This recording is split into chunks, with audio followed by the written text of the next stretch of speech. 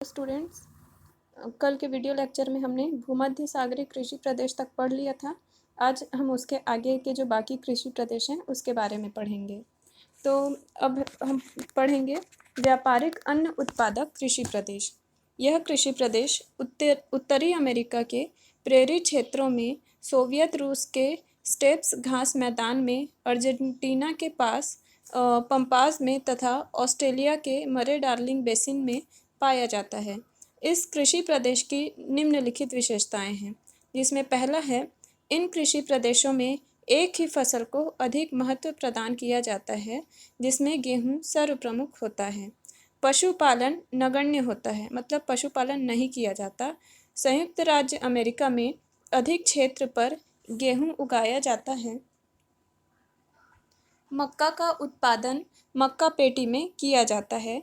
जौ, जई व राई भी किसान अपनी आवश्यकताओं के लिए थोड़ी मात्रा में उगा लेते हैं। अर्जेंटीना में पशुओं के लिए विस्तृत रूप में अन्न का उत्पादन किया जाता है। ऑस्ट्रेलिया में भी यही दशा है। यही कारण है कि इन प्रदेशों में फसल बोए जाने वाली भूमि तथा संपूर्ण क्षेत्र का अनुपात ऊंचा रहता है। अधिकांश भाग में संपूर्ण क्षेत्रफल के 60% से 80% तक क्षेत्रफल पर गेहूं की कृषि की जाती है। पालतू पशुओं में सूअर, मुर्गी और मवेशी प्रमुख हैं। पहले इस प्रदेश में हल चलाने के लिए घोड़ों को पालने की भी आवश्यकता पड़ती थी, लेकिन अब मशीनों के अधिक व्यवहार होने से घोड़ों को नहीं पाला जाता है। नगरों के समीप व्यापार के लिए भी पशु पाले जाते हैं। दूसरी विशेषता है, कृषि में मशीनों का अत्यधिक उपयोग होने के कारण प्रति एकड़ उत्पादन बहुत बढ़ गया है। धीरे धीरे पिछड़े क्षेत्रों में भी मशीनों का प्रयोग होने लगा है।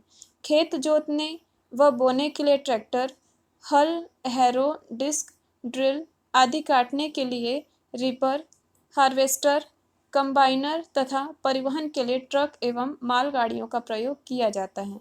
अतः यहाँ श्रम की आवश्यकता अपेक्षाकृत बहुत कम है। किसान और उसका परिवार श्रम के लिए काफ़ी होते हैं। इन कृषि प्रदेशों में फार्म का आकार बड़ा होता है, जिससे भूमि का किसी प्रकार से अपव्यय नहीं होता और मशीनों के प्रयोग करने में कोई कठिनाई नहीं होती। इनसे बड़े फार्म केवल व्यावसायिक पशुपालन वाले क्षेत्रों में ही मिलते हैं। उत्तरी अमेरिका में सामान्यतः गेहूं के फार्म 500 एकड़ से 1000 एकड़ तक होते हैं। कहीं कहीं 2000 एकड़ में भी फार्म होते हैं। व्यावसायिक दृष्टि से यह प्रदेश अधिक लाभप्रद नहीं होता, क्योंकि इसमें भूमि अधिक लगती है तथा मिश्रित कृषि की अपेक्षा प्रति एकड़ उत्पादन भी कम होता है। इन प्रदेशों में विस्तृत कृषि प्रणाली की प्रथा है। यहाँ की फसल प्राकृतिक दशाओं पर अधिक निर्भर रहती है। सिंचाई और उर्वरक का प्रयोग नहीं के बराबर किया जाता है। श्रम की आवश्यकता कम रहती है। प्रकृति पर ही निर्भर रहकर खेतों की मशीनों द्वारा जुताई, बुआई तथा कटाई की जाती है। प्राकृतिक उर्वरक ही कृषि का आधार है। कहीं कहीं तो शुष्क कृषि पद्धति अपनाई जाती है। कृषि में मशीनों का प्रयोग होने के कारण प्रति व्यक्ति उत्पादन अधिक होता है, लेकिन प्रति एकड़ कम होता है। विस्तृत कृषि प्रणाली में एक किसान हजारों एकड़ के फॉर्म पर कृषि करता है। इन कृषि प्रदेशों में एक विशिष्ट कृषि भूदृश्य मिलता है।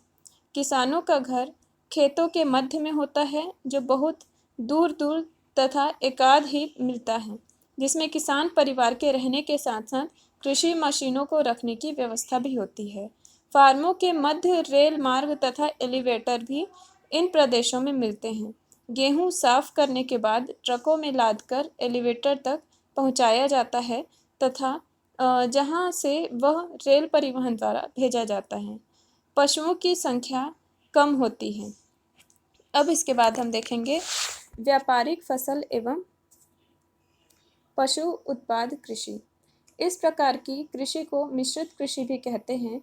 संयुक्त राज्य अमेरिका तथा यूरेशिया इस प्रकार की कृषि के मुख्य क्षेत्र हैं।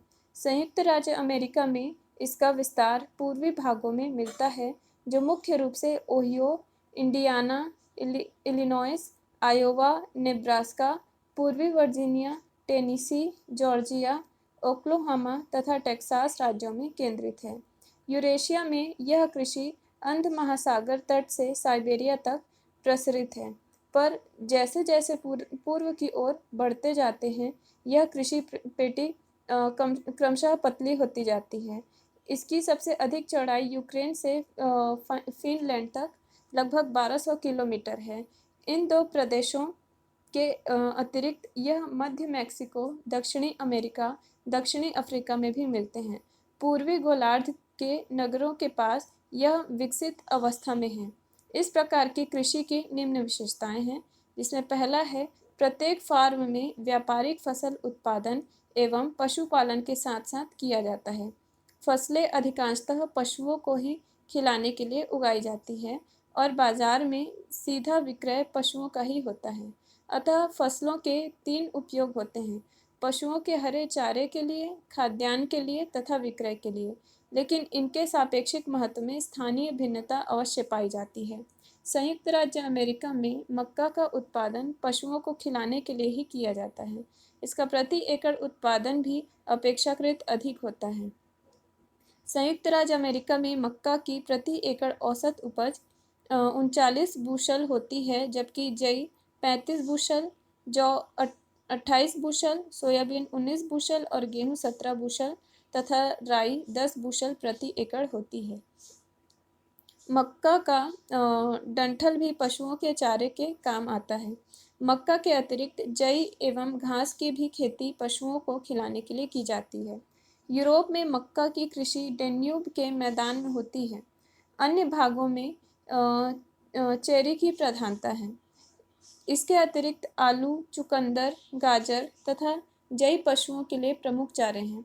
किसान अपनी आवश्यकता की पूर्ति के लिए आलू, गोभी, सेम, शलजम, गाजर, मटर, चुकंदर आदि भी थोड़ी मात्रा में उगाते हैं। गेहूं को सीधे विक्रय के लिए भेज दिया जाता है। मक्का तथा जई भी कुछ अंशों में सीधे बेच दिए जाते हैं। पशुपालन आय का प्रमुख साधन है। पशुओं में भेड़, सूअर, मवेशी तथा मुर्गियां मुख्य हैं। इनका पालन ऊन, मांस, चमड़ा तथा अंडा प्राप्त करने के लिए किया जाता है। सबसे अधिक सूअर एवं मवेशी इसी कृषि प्रदेश में मिलते हैं। इसकी अगली विशेषता है, इस प्रकार की कृषि में फसलों के उत्पादन में फसल चक्र प्रणाली अपनाई जाती है। इस प्रकार की कृषि के लिए अधिक श्रम एवं पूंजी की आवश्यकता होती है, जिससे उत्पादन लागत अधिक आता है। फार्म औसत रूप से 150 एकड़ के होते हैं।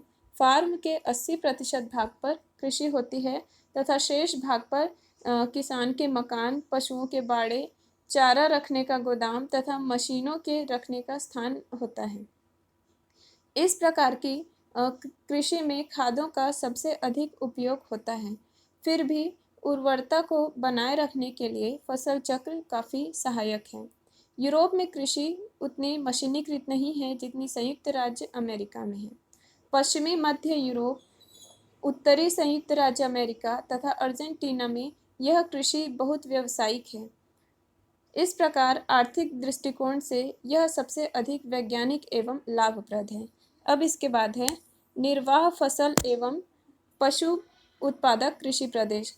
इस प्रकार की कृषि के अंतर्गत छोटे दाने वाले फसलें पुरानी दुनिया में तथा मक्का नई दुनिया में पशुपालन के लिए उगाई जाती हैं। यहाँ न तो कृषि पर पूरी तरह से जीवन यापन आश्रित है और न ही पशुपालन पर, फलतः अन्न उत्पादन और पशुपालन दोनों से जीवन निर्वाह हो पाता है। यहाँ शुष्कता एवं अधिक शीतल होने के कारण केवल एक ही फसल किसी प्रकार से हो पाती है, इसलिए पशुपालन आवश्यक हो जाता है। इसके बाद 12वां है व्यावसायिक दुग्ध पालन कृषि प्रदेश। इस कृषि का मुख्य उद्देश्य दुग्ध एवं दुग्ध पदार्थ के व्यापारिक उत्पादन हेतु खेती करना है।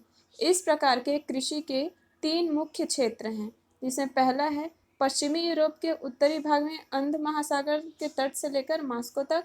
दूसरा है आंग्ल अमेरिका में महान झीलों के पश्चिमी प्रेरी प्रदेश से आंध्र अमेरिका तट तक तथा ऑस्ट्रेलिया के दक्षिण पूर्वी भाग, तस्मानिया एवं न्यूजीलैंड। इसके अतिरिक्त 2 और प्रकार के दुग्ध पशुपालन केंद्र मिलते हैं, जिसमें पहला है वे जो नगर के पास संकेंद्रीय वृत्त के रूप में स्थित होते हैं, और दूसरा है जो घाटियों में बिखरे केंद्रों के रूप में होते हैं। इस कृषि प्रदेश की अधोलिखित विशेषताएं होंगी जो कि मैं बताने वाली हूँ। इसमें पहला है, इस कृषि प्रदेश में फार्म के आकार और उपयोग में प्रादेशिक एवं स्थानीय भिन्नता पाई जाती है। संयुक्त राज्य अमेरिका में फार्मों का आकार 100 से लेकर 200 एकड़ तक होता है। यूरोप में फार्म औसतन 40 एकड़ के होते हैं। डेनमार्क में 50% फार्म 15 एकड़ के से भी कम के होते हैं। और दूसरी विशेषता है, दूध उत्पादन पशुओं में गाय सर्वप्रमुख है। गायों की संख्या में भी प्रादेशिक एवं स्थानीय भिन्नता मिलती है। प्रत्येक फार्म में गायों की संख्या में भी भिन्नता मिलती है। फार्मों पर अनेक किस्मों की गायें पाली जाती हैं, जिनमें होल्स्टाइन सबसे अधिक दूध देने वाली गाय है, पर उससे मक्खन की मात्रा कम निकलती है, जबकि जर्सी जाति की गाय अपेक्षाकृत कम दूध देती हैं लेकिन मक्खन अधिक निकलता है। इसके अलावा आयरशायर, भूरी स्विस आदि अन्य प्रसिद्ध गायें हैं जो मूलतः यूरोप की देन हैं। इसकी तीसरी विशेषता है, नगरों की सापेक्षिक दूरी के अनुसार ही दूध तथा इसके उत्पादों का वितरण होता है। दूध को अधिक दूरी तक नहीं भेजा जा सकता, जबकि इसके उत्पाद को दूरस्थ दूरी तक भेजा जा सकता है। यही कारण है कि ऑस्ट्रेलिया एवं न्यूजीलैंड मक्खन एवं पनीर का निर्यात करते हैं। इस कृषि में अधिक पूंजी एवं प्रचुर श्रम की आवश्यकता होती है। यहाँ विशिष्ट ढंग से मकान बनाने पड़ते हैं, जिनमें गायों को रखने और खिलाने पिलाने के वैज्ञानिक ढंग से व्यवस्था होती है। इसके अतिरिक्त खेत जोतने, बोने व काटने के लिए आवश्यक मशीनों के अतिरिक्त गायों को दूहने की मशीनों तथा दूध रखने एवं उनसे अन्य वस्तुएं बनाने के लिए विशेष प्रकार के बर्तनों तथा दूध को बाहर भेजने के लिए सभी सुविधा युक्त ट्रक की आवश्यकता होती है। इन सब की व्यवस्था करने में बहुत पूंजी की आवश्यकता होती है। मशीनों का उपयोग करने, पशुओं की देखभाल तथा दूध एवं दूध उत्पाद को बाजार तक पहुंचाने में प्रचुर एवं कुशल श्रमिक की आवश्यकता होती है। इसके बाद जो अंतिम कृषि प्रदेश है वो है विशिष्ट बागाती कृषि प्रदेश। इस प्रकार की कृषि बहुत बिखरी हुई मिलती है, लेकिन यह नगरीकरण से अधिक जुड़ी हुई है। इस प्रकार की कृषि के विस्तृत क्षेत्र यूरोप एवं संयुक्त राज्य अमेरिका के पूर्वी भाग में हैं, परंतु छोटे छोटे क्षेत्र विश्व के प्रत्येक बड़े नगर के चारों ओर स्थित हैं। इन कृषि में फल फूल एवं शाक सब्जियों की खेती की जाती है। इस कृषि प्रदेश में कम भूमि पर अत्यधिक पूंजी एवं कुशल श्रम द्वारा उत्पादन प्राप्त किया जाता है। फार्म अपेक्षाकृत छोटे होते हैं। नगरों के चतुर्दिक अधिकांश भूमि पर सब्जियों एवं फूलों की खेती की जाती है। जैसे जैसे नगर से दूरी बढ़ती जाती है, इन फसलों का क्षेत्र प्रतिशत कम होता जाता है, लेकिन सड़कों के सहारे यह क्षेत्र काफ़ी दूरी तक चला जाता है। फलों के क्षेत्र अपेक्षाकृत अधिक दूरी पर भी स्थित हो सकते हैं, यदि दूर के प्रदेशों में फल उत्पादन हेतु दशाएं अनुकूल हो तो। उदाहरण के लिए भारत में मुंबई, दिल्ली, चेन्नई आदि नगरों के लिए नागपुर में संतरा, भुसावल में केला तथा कश्मीर व शिमला में सेब की कृषि की जाती है। तो आज ये कंप्लीट हुआ विश्व के कृषि प्रदेश। Thank you.